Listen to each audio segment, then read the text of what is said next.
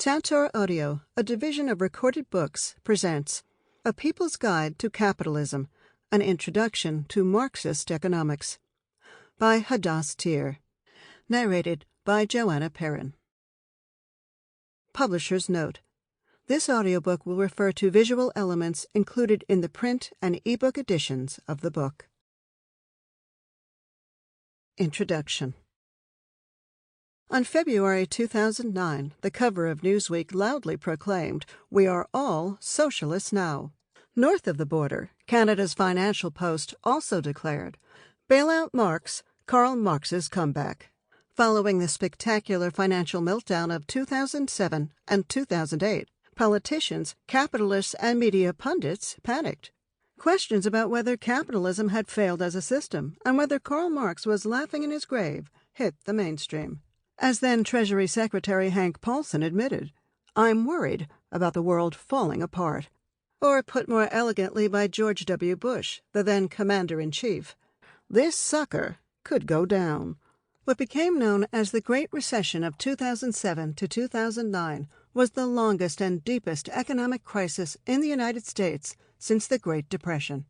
It began with the collapse of a giant housing bubble, followed by a stock market crash, the failure of the largest U.S. investment banks, plummeting commodity prices, the freezing of credit, and the slowing of international trade. More than 9 million homes were foreclosed, and over 8 million jobs were lost as a consequence. By the end of 2009, almost 30 million people, or 18% of the workforce, was either unemployed, underemployed, or had given up looking for work. The country's poor bore the brunt of the crisis. Households in the lowest tenth of income distribution, earning $12,500 or less, were experiencing an unemployment rate of 31% in 2009, compared to just 3% for households in the top bracket, those earning $150,000 or more. Those at the bottom tenth were also severely underemployed, involuntarily working part-time, with an underemployment rate of 21%. That means that over half of the nation's poorest families experienced unemployment or underemployment during the Great Recession. As Andrew Sum and Ishwar Katawada of the Center for Labor Market Studies concluded, a true labor market depression faced those in the bottom 2 deciles of the income distribution.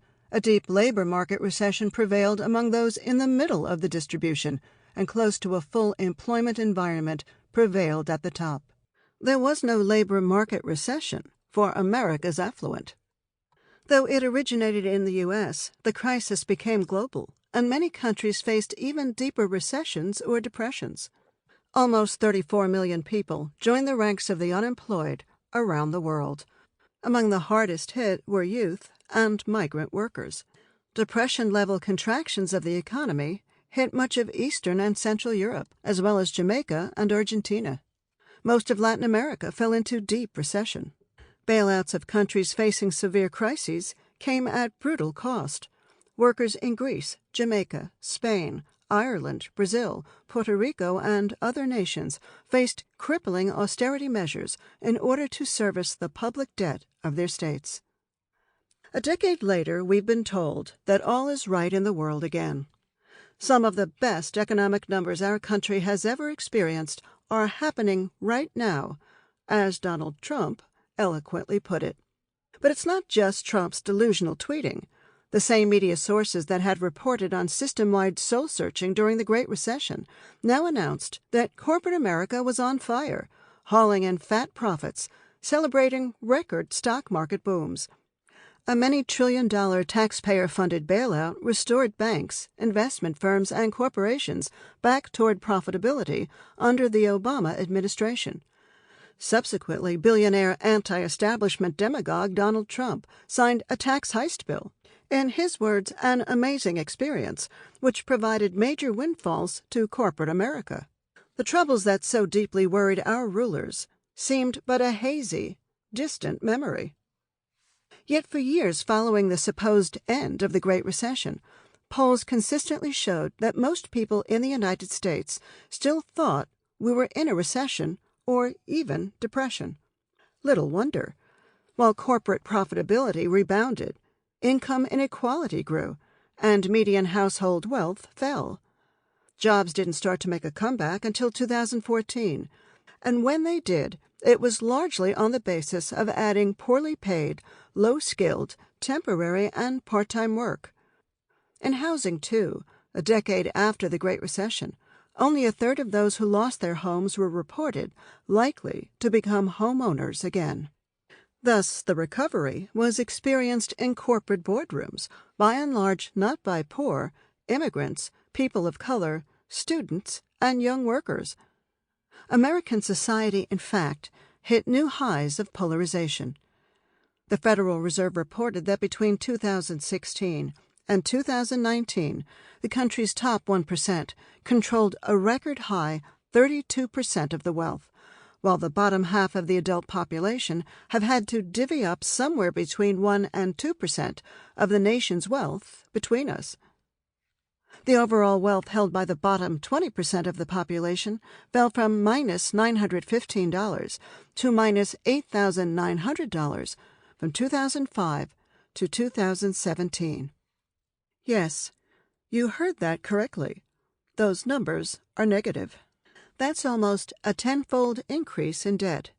All this may explain why, as Financial Times reported with surprise, the turnaround in the U.S. jobs market has manifestly failed to cultivate a feel-good factor among large parts of the population. Despite the devastation wrought by the Great Recession and the weak and joyless recovery that followed, with very few exceptions, establishment economists were caught flat-footed in predicting or analyzing the crisis, and then became amnesiac once it had ended. But millions of people around the globe suffered the consequences of the crisis and its aftermath, and they have learned the lessons that the political pundits refuse to consider. This is particularly true of younger people.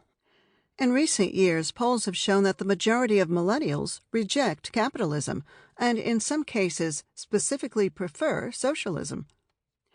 These same developments have, over the past decade, fed movements around the world, from the Arab Spring to Occupy Wall Street in the United States, to the Indignados occupations in Spain, to strike waves in China, to the rise of left-wing parties from Podemos to Syriza.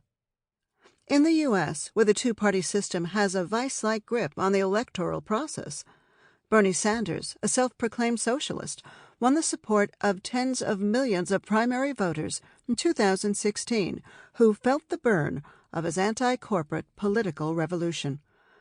By the 2020 election, the previously fringe candidate became a front-runner in the national elections.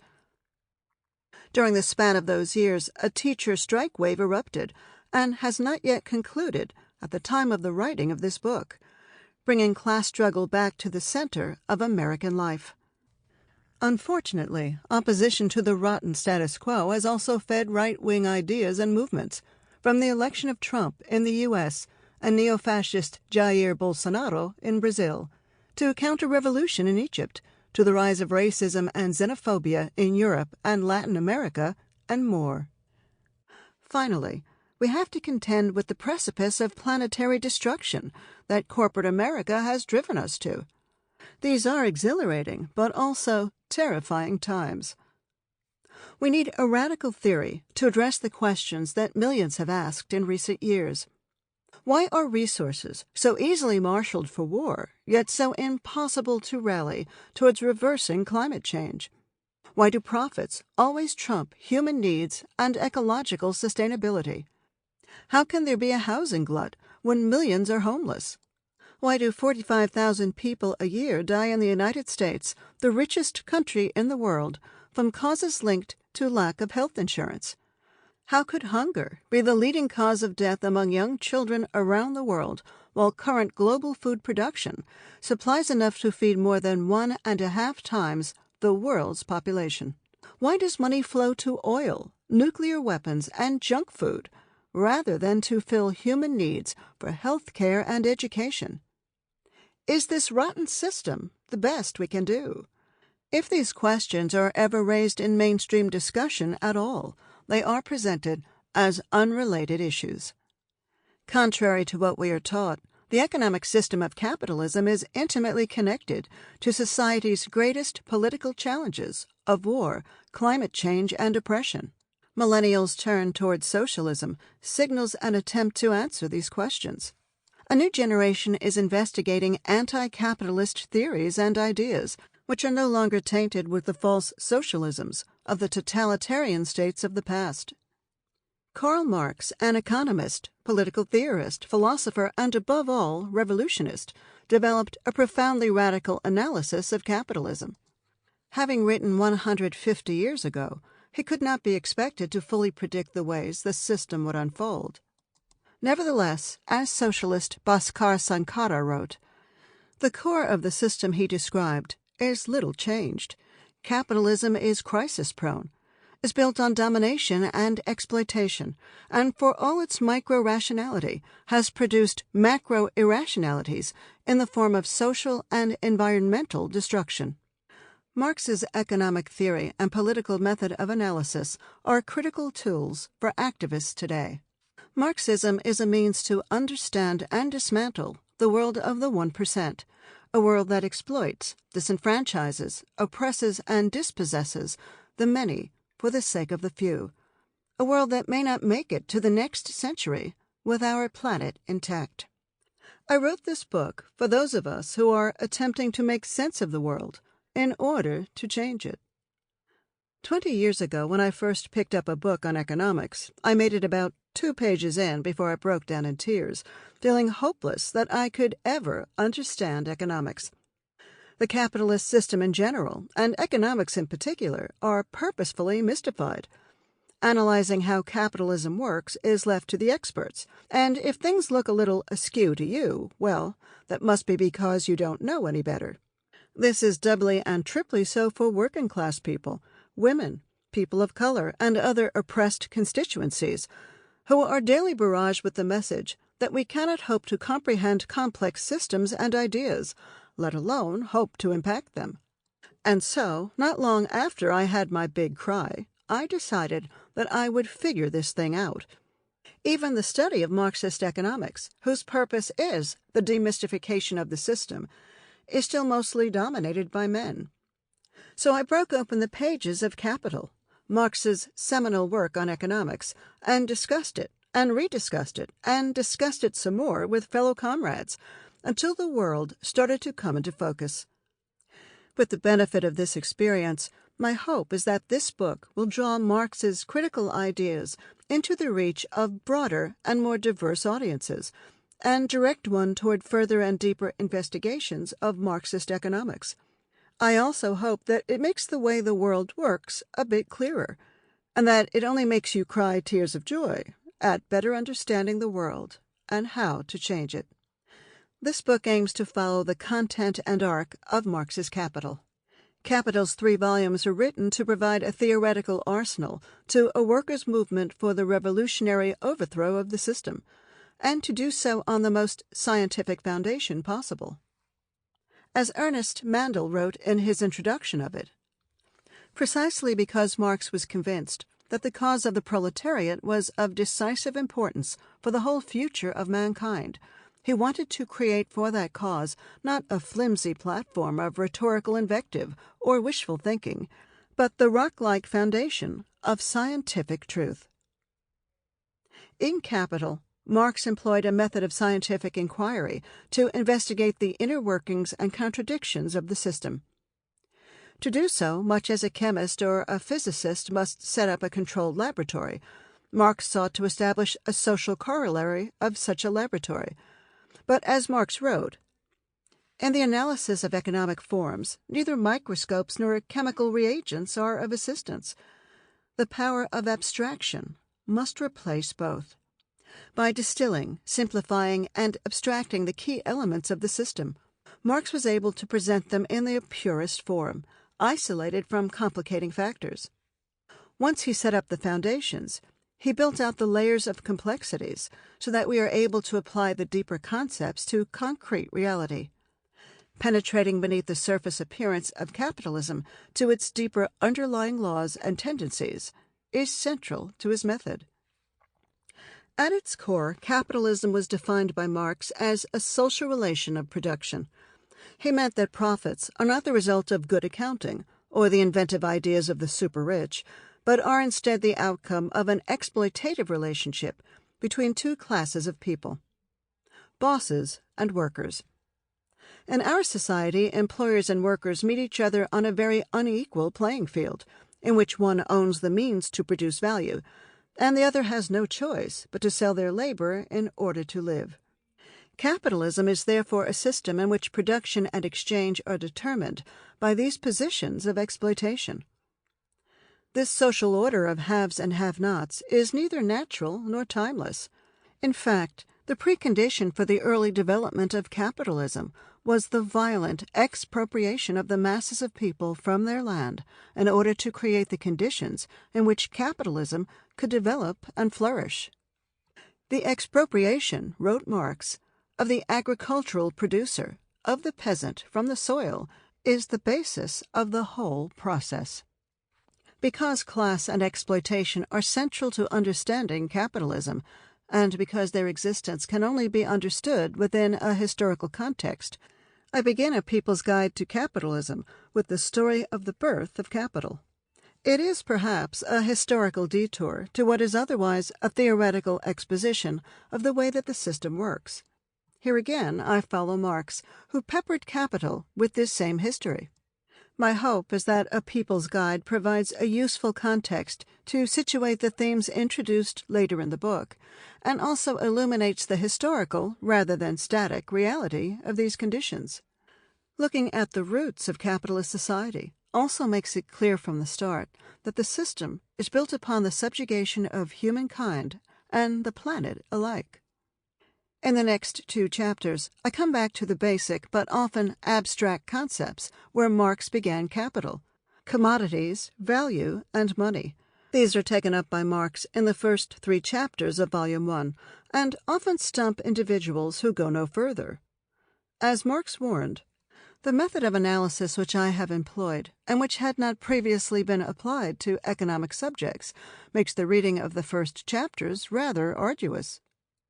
That is a disadvantage I am powerless to overcome, unless it be by forewarning and forearming those readers who zealously seek the truth. There is no royal road to science, and only those who do not dread the fatiguing climb of its steep paths have a chance of gaining its luminous summits.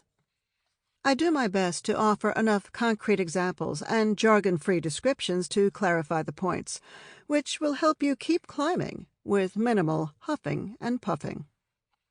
The following 2 chapters get to the juicy questions of where profits come from and capitalism's particular form of exploitation. To do so, it is necessary to unpack vital concepts of capital, labor, and class society. And from there we'll be able to see the system's driving tendencies of competition and accumulation. The final chapters of the book look at the contradictions embedded within capitalism, which ultimately can lay the basis for a different kind of society.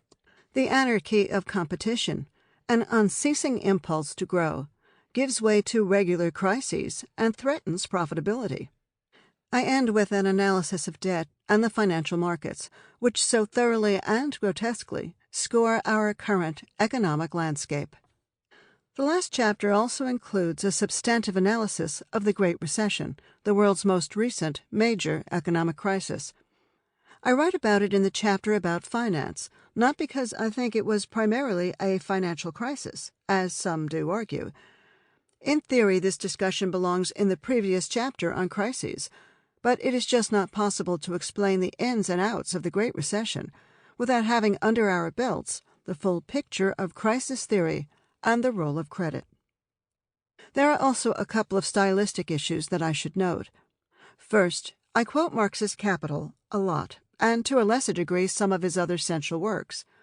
I do this not to overwhelm, but in the hopes that it will make it easier for you to plunge into reading Marx yourself.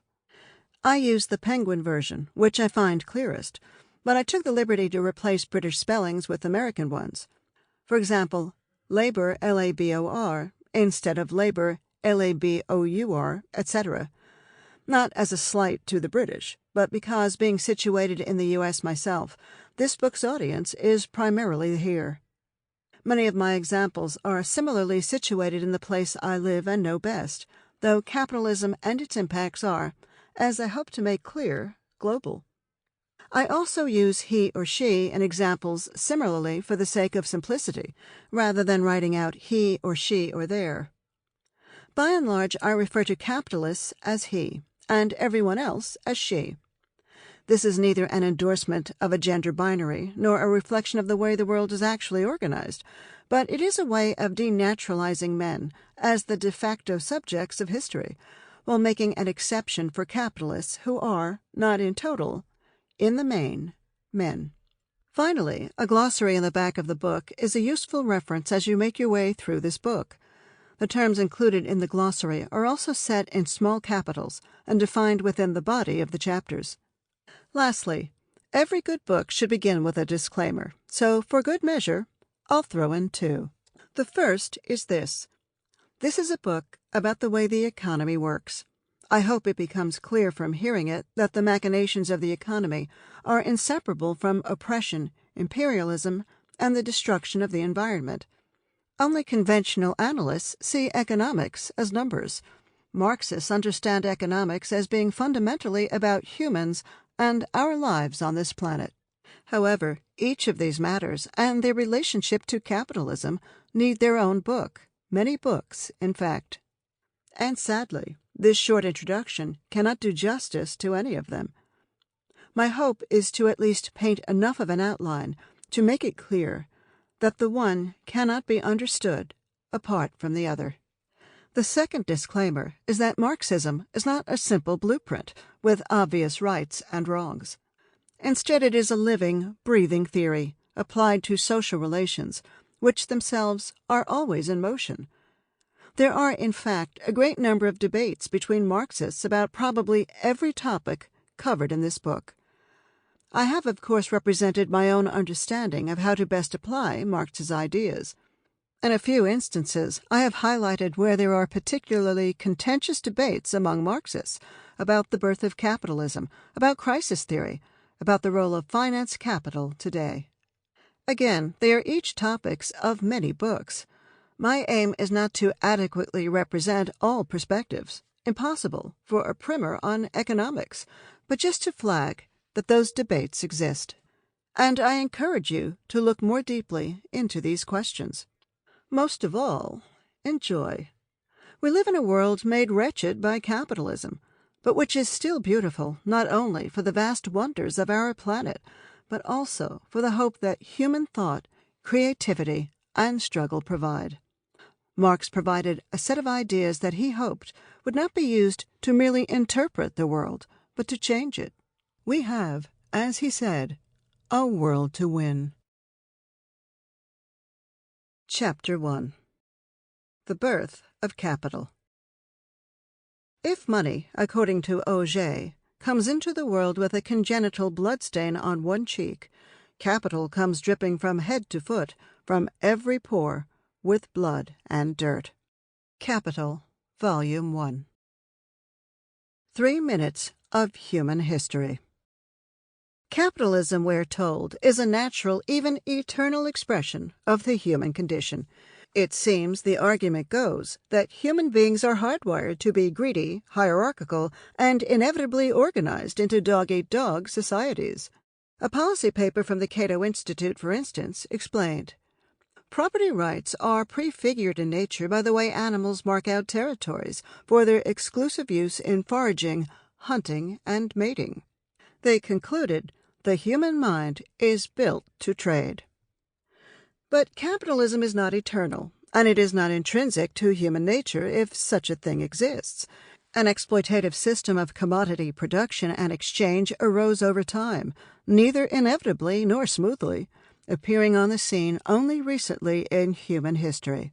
The first traces of modern humans date back to more than 200,000 years ago.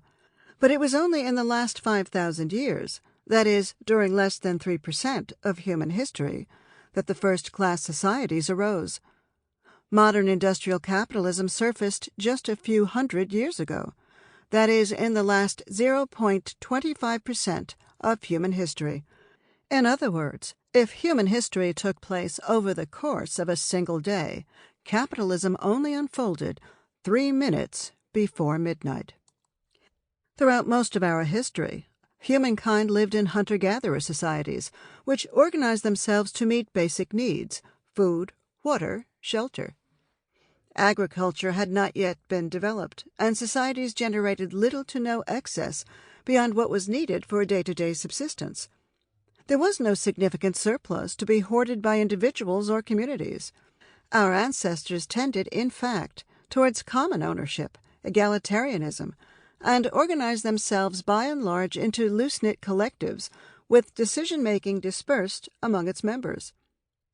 As anthropologist Eleanor Burke Leacock argued, hunter-gatherer societies required great individual initiative and decisiveness among their members. Decision-making in this context calls for concepts other than ours of leader and led, dominant and deferent, no matter how loosely these are seen to apply. Just as greed and deference to authority are attributes encouraged in our current society, autonomy was a much more useful trait for hunter-gatherers. One example quoted by Leacock was the observation of Jesuit missionary Paul Lejeune, who came into contact with the Montagnais Naskapi people in the 17th century in Canada. He complained, "They imagine that they ought by right of birth to enjoy the liberty of wild-ass colts, rendering no homage to anyone whomsoever, except when they like. They have reproached me 100 times because we fear our captains, while they laugh at and make sport of theirs. All the authority of their chief is in his tongue's end, for he is powerful in so far as he is eloquent. And even if he kills himself talking and haranguing, he will not be obeyed unless he pleases the savages." Why and how did it come to pass that hierarchical class societies arose out of communities that had been broadly egalitarian and enjoyed the freedom of wild-ass colts for many millennia? And out of these hierarchical societies, what were the historical conditions that paved the way for capitalism in particular to emerge and to eventually dominate the world we live in? These questions deserve their own sets of books, and I will only skim the surface here. But from these broad outlines, we can begin to sketch out a framework that can help us understand the anatomy of capitalism. From surplus to class. The story begins with the development of agriculture about 12,000 years ago. The advent of agriculture opened up the possibility of producing a surplus of food items which could be stored for a future need. Rather than the precariousness of hand-to-mouth living, the safety of that surplus on hand meant that communities could settle and grow, and some members of the group could specialize in the production of non-food items. Between the 3rd and 4th millennia BCE, towns spread across the globe from Mesopotamia to India to China to Africa. Throughout several thousand millennia, the need for supervision and control over these surpluses meant that societies became increasingly socially stratified. Initially, this was likely to be in the interest of the group as a whole, as it provided stability through the ups and downs of weather patterns and access to resources. But ultimately, those who maintained and supervised the surplus, and who would eventually appropriate this surplus through violence, taxes, or both, cohered into a social class, distinct from the majority. It took millennia for conflicting classes, groups of people with different relationships to the production, ownership, and distribution of wealth and goods to form. We'll delve into classes more fully in Chapter 4. In the meantime, for our purposes here, note that various kinds of societies built upon these divisions, slavery, tributary, and feudal modes of production, and later capitalism, developed worldwide. This process was not smooth or automatic, nor one that came about without resistance. Capitalism's rosy dawn. Capitalism is one type of class society, the type that dominates the globe today. It first emerged in medieval Europe, where feudal societies had been dominant. Exactly how and why the transition from feudalism to capitalism came about is a highly contested and complex history, and beyond the purview of this book. Sample complete. Ready to continue?